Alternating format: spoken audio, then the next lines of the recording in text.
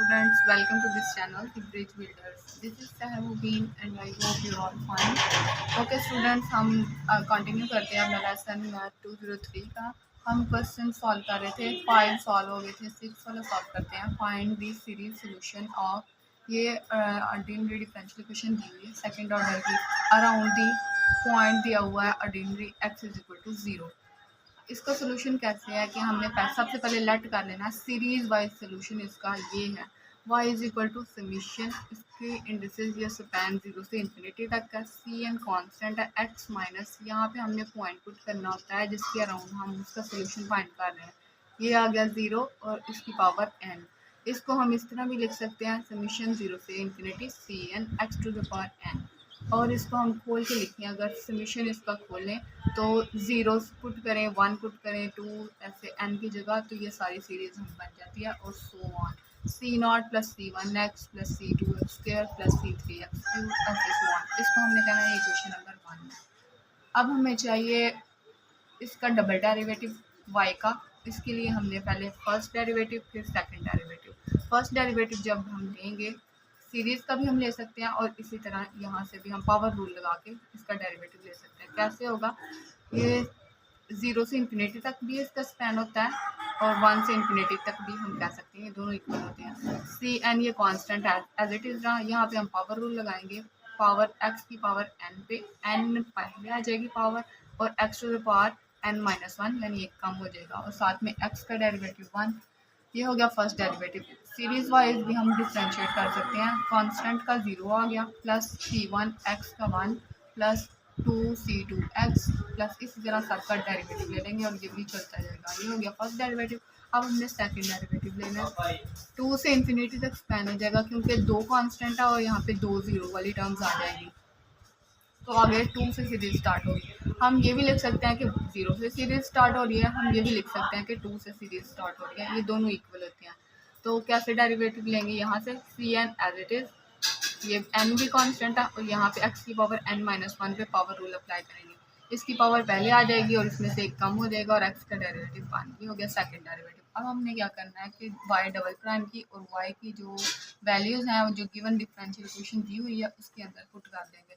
ये y double prime की value minus x into y की वैल्यू इक्वल टू 0। अब हमने क्या करना है कि इसको मज़ीद सिंप्लीफाई कर लेना है। यहाँ इस ये वाली टर्म एज इट इज़ आ जाएगी और ये वाली पावर x के अंदर एक्सपोनेंट जो है ना इसके अंदर ऐड हो जाएगा, इसकी पावर n+1 हो जाएगी। अब हमने क्या करना है, इस x के जो एक्सपोनेंट हैं या इसके बराबर कर लेना है दोनों को, n-2 करना है या फिर n+1 करना है। उसके लिए हमने क्या करना है कि हमने n को रिप्लेस करना है n-3 से सेकेंड टर्म में। यहाँ पे हम n की टर्म को n-3 से रिप्लेस करेंगे तो हमारे पास n-2 अल्टीमेटली आ जाएगा।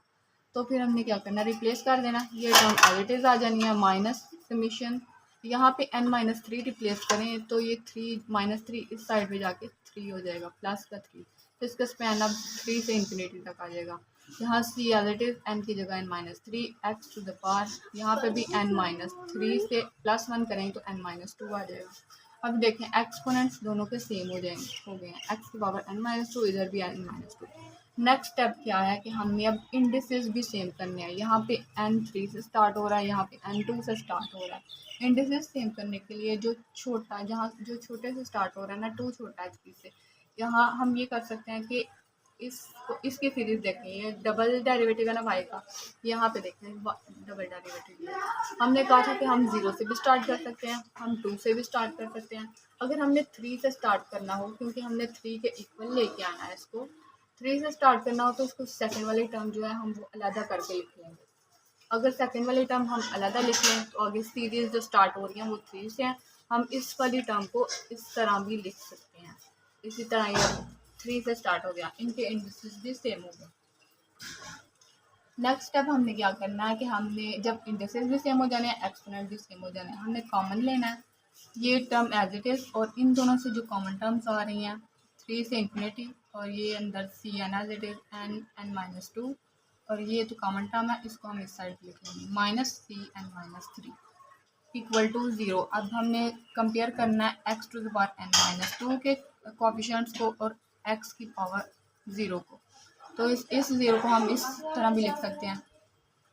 नेक्स्ट क्या है, comparing coefficients of x naught and x to the power n minus 2। फिर हमने क्या करना है कि जब इसके कोएफिशिएंट को कंपेयर करेंगे 2c2 इक्वल टू 0, यहाँ से c2 0 के इक्वल आ जाएगा। यहाँ से हमारे पास एक रिलेशन बन जाएगा जिससे रेकरेंस रिलेशन कहते हैं। या हम यहाँ से cn की वैल्यू निकाल लें या तो cn माइनस 3 की वैल्यू निकाल लें। यहाँ से मैंने cn की वैल्यू निकाल लिया, ये वाली टर्म उधर जाके पॉजिटिव हो जाएगी और ये वाली जो है डिवाइड हो जाएगी। ये हमारे पास रिलेशन आ गया। अब देखें यहाँ पे कंडीशन है n जो है वो या तो 3 के इक्वल हो या ग्रेटर हो। वो कैसे, ज़ीरो तो होना नहीं है। ज़ीरो अगर हमने पुट किया तो ये डिनोमिनेटर के नीचे जो है वो ज़ीरो आ जाएगा, अनडिफाइंड फॉर्म हो जाएगा। वन भी नहीं पुट कर सकते, वन यहाँ पे पुट किया तो फिर ज़ीरो, वन माइनस वन की तो फिर से अनडिफाइंड फॉर्म बन जाएगी। तो ज़ीरो और वन भी नहीं पुट कर सकते। रही टू की बात, तो c2 हमने पहले फाइंड किया हुआ, वो ज़ीरो है। अब 3 से स्टार्ट करेंगे सीरीज। यहाँ पे n की जगह 3, 4, 5, 6 और एटलीस्ट हमने 12 तक लेके जाना है ताकि हम सीरीज कौन सी बन रही है ये डिफाइन कर सके। तो जब हमने n को 3 पुट किया तो ये रिलेशन बन गया। c3 की वैल्यू आ गई हमारे पास c0 की फॉर्म में, क्योंकि c0 ओवर 6 है। इसी तरह हमने n4 पुट किया तो c4 की वैल्यू आ गई। जो n है वो 5 पुट किया तो c5 की वैल्यू 0 आ गई। इसी तरह हमने 12 तक पुट कर दी है। हमने एक बात नोट की है कि जो सारी वैल्यूज़ आ रही हैं c3, 4, 5, 6, 7, 8, 9, 10, 11, 12 की, वो या तो c0 की फॉर्म में आ रही हैं या c1 की फॉर्म में आ रही हैं। तो इसी तरह हमने क्या कहना है कि c0 और c1 को हमने आर्बिट्रेरी सपोज कर लेना है ताकि हम इन दो की फॉर्म में सीरीज लिख सकें। अब हमने क्या करना है, इन सब की वैल्यूज़ को, ये जो हमने ऊपर सोल्यूशन लेट किया था कि y इसका सोल्यूशन है सीरीज की फॉर्म में, यहाँ पे c0, c1, c2, c3 ये सारी वैल्यूज जो हमने निकालनी है इसके अंदर एंटर कर देंगे तो हमारे पास सोल्यूशन आ जाएगा जो हमने फाइंड करना था। अब हमने क्या करना है, putting the values in one we get, हम क्या करेंगे कि c1 और c2 नॉट को आर्बिट्रेरी सपोज कर लेंगे तो फिर y equal to c0 as it is, c1 भी एज इट इज़ और साथ में x यहाँ पे पुट करते जाना है साथ में, और x की पावर वैसे ही। तो c3 की वैल्यू आई थी c0 ओवर 6 प्लस अगर c4 की वैल्यू आई थी c1 ओवर 12। इसी तरह सारी वैल्यूज पुट करके फिर हमने क्या करना है, जो कॉमन टर्म्स हैं c0 वाली हैं जो और c1 वाली हैं उनमें उनको अलग अलग करके लिख लेना। c0 वाली ये टर्म्स थी और c1 वाली ये टर्म्स थी। जब अलग करके लिख लेंगे यही हमारा जनरल सोल्यूशन हो जाएगा सीरीज की फॉर्म में, यही हमने सपोज करना था। और हम चाहें तो जो जिन टर्म पे ज़ीरो आ रहे हैं, ये पहले था सेकंड वाली टर्म पे ज़ीरो था, फिर 5 वाली टर्म पे ज़ीरो था, फिर 8 वाली टर्म पे ज़ीरो था, फिर 11 वाली टर्म पे ज़ीरो था। इसी तरह हम नेक्स्ट फाइंड कर सकते हैं। इस तरह हम इसका भी रिलेशन कोई फाइंड कर सकते हैं। अगर ना भी करें तो हमने बस सोल्यूशन फाइंड करना था। बंद करते हैं।